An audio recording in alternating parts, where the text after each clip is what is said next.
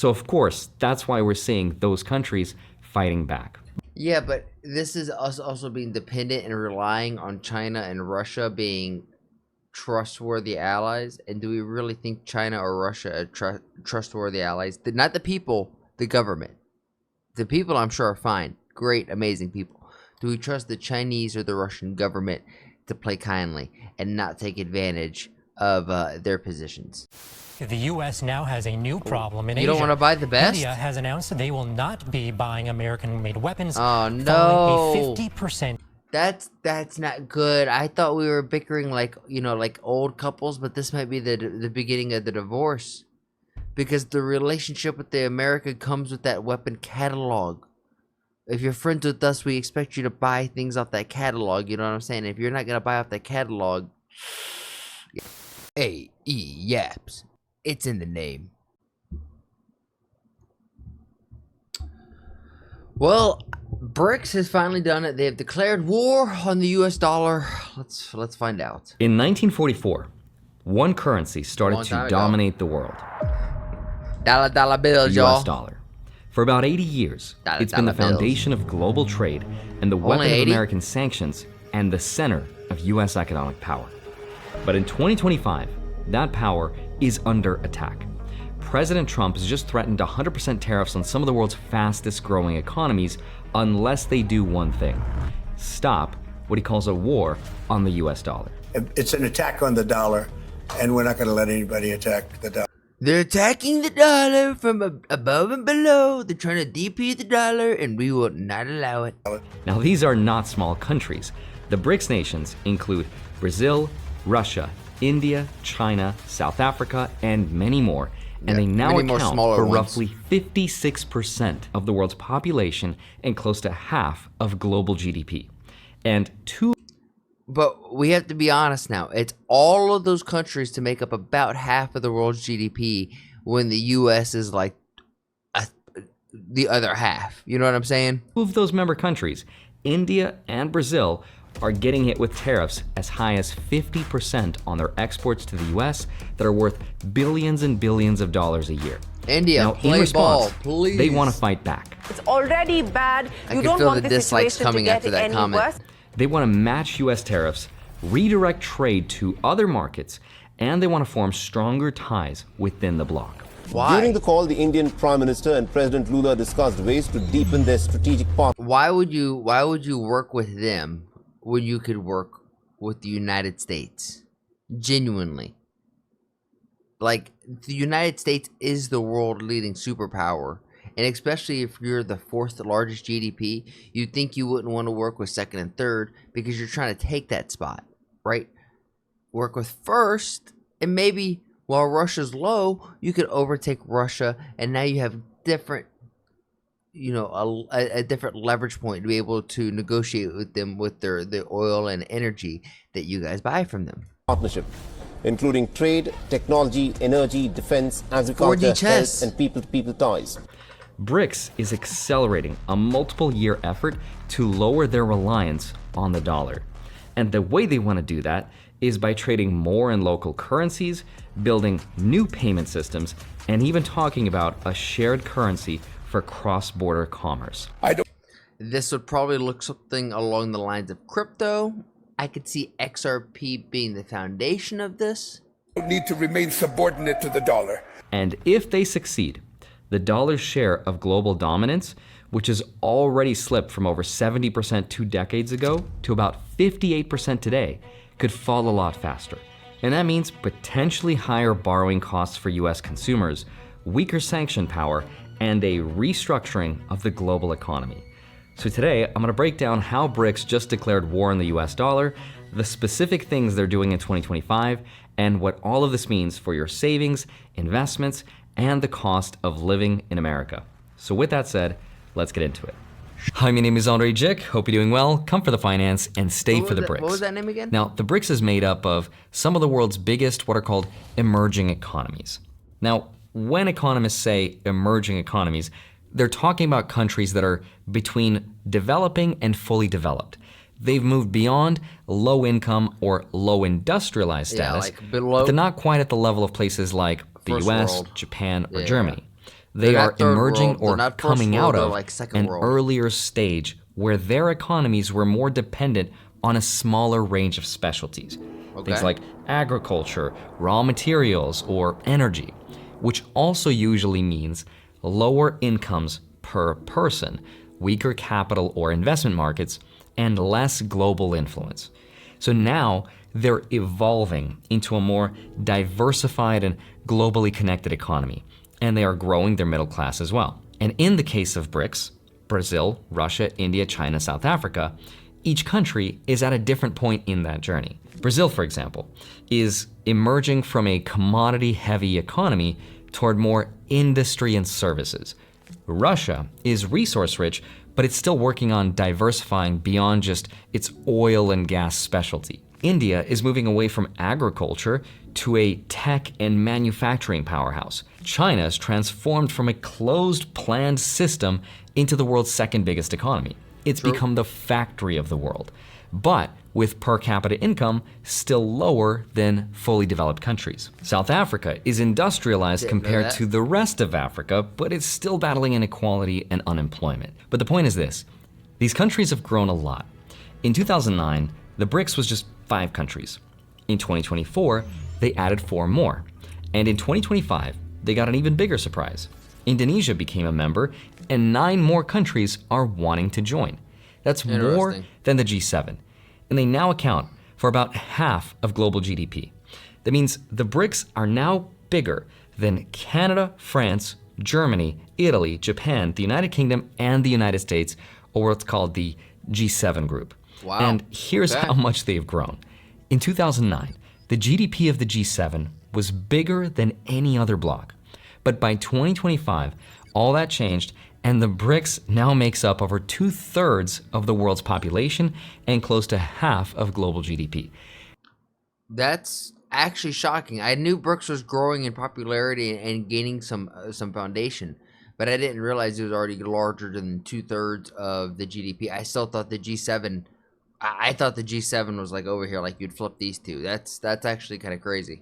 And this is important because even though the BRICS have been talking about an alternative to the dollar for a long, long time, 2025 is another year where they're fighting back. And this fighting started a long time ago, but it also recently got worse when the US started to use the dollar and trade to sanction Russia, and that sort of sped this up.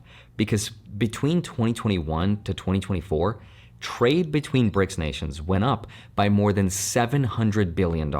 That's a huge increase in just 3 years. Yeah. And it's not just the volume that matters, it's also how they're doing it. Because a big growing part of that trade is no longer happening in US dollars. In fact, in China's overseas transactions, the yuan has overtaken the dollar for the first time in history. Because back in 2020, more than half of China's cross-border trades were settled in dollars.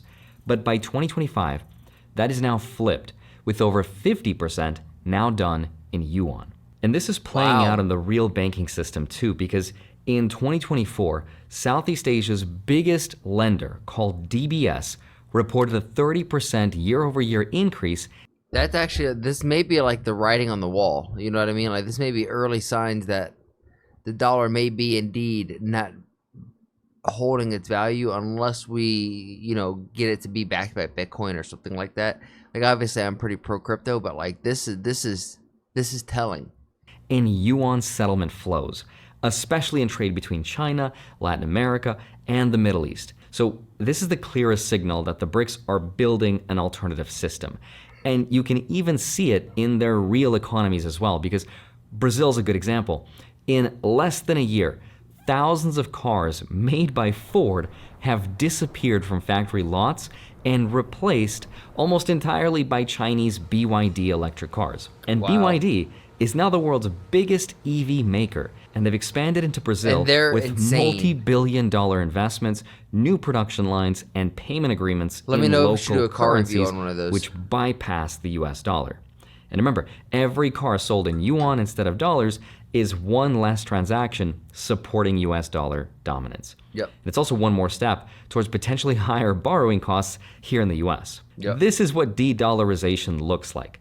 And this trend is probably going to continue because More recently, two of its member countries, India and Brazil, are now being hit with US tariffs as high as 50% on billions and billions of dollars of exports. New tariffs from President Trump are increasing tensions with two U.S. trade partners. As of today, 50% tariffs are officially in effect for Brazil. As we just discussed, the president signed an executive order also increasing tariffs on India by 25%. So right now, they're starting to feel the effects of their factories slowing down, orders being canceled, and millions of their jobs at risk. So of course, that's why we're seeing those countries fighting back. Yeah, but this is us also being dependent and relying on China and Russia being trustworthy allies. And do we really think China or Russia are trustworthy allies? Not the people, the government. The people, I'm sure, are fine. Great, amazing people. Do we trust the Chinese or the Russian government to play kindly and not take advantage of their positions? But a quick pause because I want to show you a tool that I've been actually using that's become kind of a cheat code for my research process.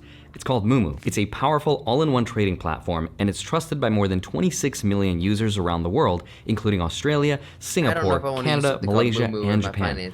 And what I love about it, besides the fact that it offers $0 commission trades on US stocks, ETFs, and even options, is just how nerdy you can get with the data. For example, I've been using their industry chain feature to break down companies beyond the usual surface level. By clicking the Markets tab all the way on the bottom of the app, then stocks at the top, scrolling down to the industry chain, and under electric vehicles, you can see the full supply chain for something like Tesla, who supplies their batteries, where the lithium comes from, what companies are upstream, midstream, and downstream, and it's kind of insane. And it even includes full Morningstar reports, normally worth $34.95, built into it for free. Plus, there's this AI tool called Moomoo AI, which you can find all the way at the top of the app, or just search for it. It's like ChatGPT for investors, but way more useful because it pulls from real-time market data. I like to ask it what's driving the market this week and what I should look out for, and after it reasons, which it also shows me, it gives me everything I need to see, from key economic releases, the catalysts, policy signals from the Fed, and even market technicals. And right now, they're running a crazy promo for new users in the US where you can earn up to $1,000 in NVIDIA stock when you deposit and get up to 8.1% APY with their cash sweep bonus.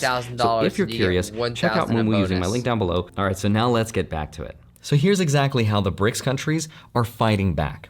India, for example, which was one of the closest allies to the US in the Brics bloc, recently said that they will not be buying US weapons. The U.S. now has a new problem in Asia. You don't want to buy the best? India has announced that they will not be buying American-made weapons. Oh, no. Following a 50%. That's not good. I thought we were bickering like, you know, like old couples, but this might be the beginning of the divorce. Because the relationship with the America comes with that weapon catalog. If you're friends with us, we expect you to buy things off that catalog. You know what I'm saying? If you're not going to buy off that catalog, yikes. And tax on their goods. Both India and Brazil are also talking about retaliation or fighting back. Not just with not buying US goods or matching tariffs, but with deeper integration into the Brics and redirecting their supply chain to other member countries and moving away from dollar-based payments. I'm not going to give up on the idea that we need to work towards building an alternative AI currency video? What the hell? so that we can trade with other countries. I don't need to remain subordinate to the dollar. And that shift is getting faster. There's talks about new payment networks that bypass SWIFT, oil sales that are priced in currencies like the Chinese yuan, and things that bypass SWIFT would be like XRP and Ripple. I'm just saying. Even talks about a shared Brics currency.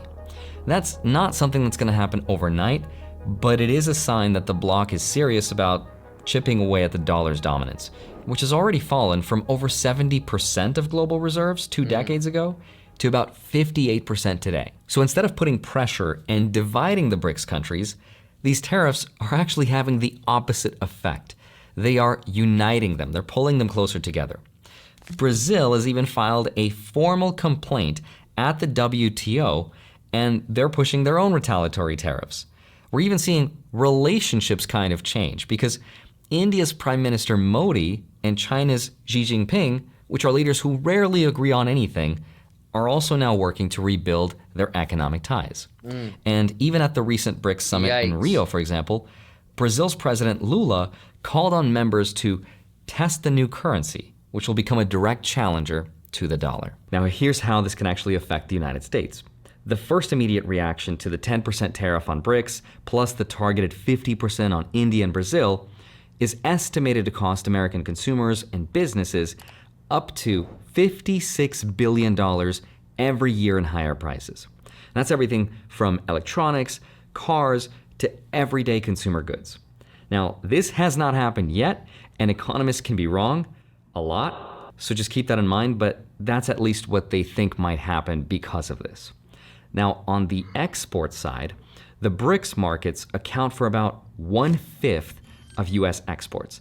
That's billions of dollars in aircraft, agricultural goods, and tech that could be lost if these countries follow through with their retaliation and they stop buying US products, which would obviously affect the companies making them and their share prices. And remember, the Brics nations control super important commodities like rare earth metals, oil, they're more all about the natural resources staples that they have. So for sure. Any export restrictions could ripple straight into the US manufacturing sector, energy, defense, and everything else. But then there's the long term. It just feels like the US, our government, current administration are just kicking a hornet's nest just to find out. I don't like where this is headed. Threat. The one that doesn't really show up in the next quarter's GDP, but it could change the foundation of the US economy. If Brics expands by trading in yuan, rupees, rubles, or whatever future shared currency, ideally XRP, the global demand for US dollars will go down. That means less countries using dollars, and that means less buyers for US Treasury bonds. And with foreign ownership of treasuries already going down to about 30% of outstanding US debt, means that if this keeps on going, it could push interest rates much higher, making it more expensive to finance US deficits and more expensive for us as consumers to borrow money. Because remember, how do you incentivize people to hold and buy US investments and our debt? You reward them with passive income, with higher interest rates. But that affects us as well. Yeah. On top of that, the sanctions the US uses, which is one of its most powerful geopolitical tools, also becomes less effective when less countries need the money to trade with. So the markets are kind of reacting. That's why you've seen bond yields have been very volatile in 2025. And also safe investments like gold and Bitcoin have been outperforming, and we've seen an inflow of money every time there's some Brics currency headline. All around the world, I think other emerging market economies are watching this fight really closely, and they're deciding whether they want to side with the US and its dollar system or the Brics bloc. So here's how I'm personally thinking about all of this. Hold on, before you do that, if you would, let me just think what I'm going to say, which is I don't think the US is going to be based off the dollar for much longer. I genuinely think we're going to be the crypto capital of the world, and we're going to be basing our currency, or we're going to back it with, the dollar off of Bitcoin, and maybe like a mix between Bitcoin and gold. I'm not too sure, but I don't think the dollar, the way we're operating right now, we just can't keep doing it. It has to change. And I think it's going to go on the blockchain and go on the internet and be interwoven in that whole world. That's what I think. That's what I'm betting on. This is a trend that's been going on for decades. It's a story we've heard a lot about, and I think it's a story we're going to keep hearing a lot about. This is just the world changing. It's the world adapting. For me, the selfish question is, how would this change affect my way of life and my savings and my investments? Because for decades, we've had this world where the dollar's strength has had a huge built-in advantage for US investors. There's cheaper imports, lower borrowing costs, higher purchasing power when traveling overseas, and it's made a lot of people wealthy. And that's also what has allowed the US to avoid inflation, because dollars leaving the US by way of demand is an exit door. It's an escape for inflation to go somewhere else and not just stay here in the US. If that starts to change, I just want to be in a position where my portfolio could still benefit from that new world. Now, that doesn't mean I'm going to bet on the dollar collapsing.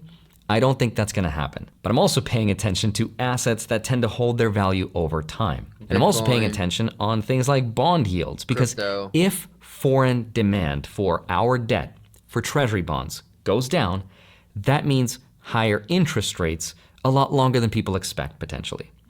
At the same time, though, I'm not changing my investing approach. I'm still staying invested. I'm still diversified.